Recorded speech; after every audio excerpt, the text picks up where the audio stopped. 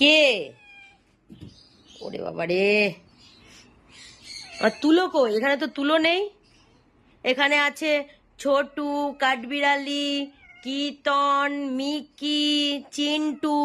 আমার তুলো কোথায় তাহলে? আমার তুলো, তুলো হাঁপিয়ে গেছে, মাছ চেয়েছে।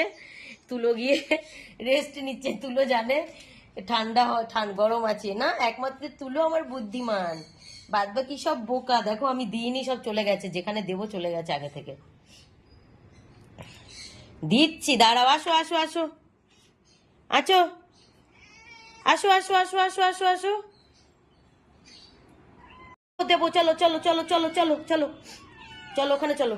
তাহলে তোমরা সারা ঘরে মাছ করো। চলো চলো, আসো আসো আসো আসো আসো আসো আসো আসো আসো আসো, দেবো দেবো, এখানেই দেবো। আসো। কি কি? হ্যাঁ হ্যাঁ, সব হাজির হও, সব হাজির হও। চলে আসো চলে আসো। কি তো নাই? কি?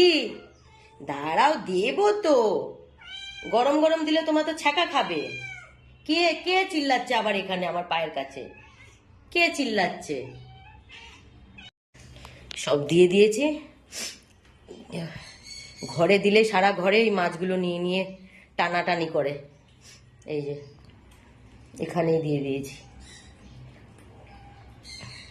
আজকে আর মাছের সাথে ভাত টাত মেশাইনি, আজকে সব ছোট মাছ দিয়েছি।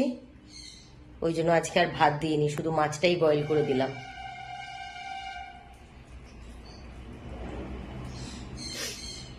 এই যে এই খাবার দেওয়ার আগের মুহূর্তটা আমার খুব ভাল লাগে। আমাকে একদম ছেকে ধরে, চিল্লা চিল্লি চিল্লা চিল্লি। এখন তো অনেক অল্প, আগে 20-22 জন ছিল।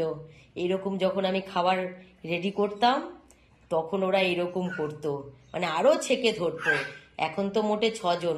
আস্তে খাও কাঠবিড়ালি, তুমি পারো।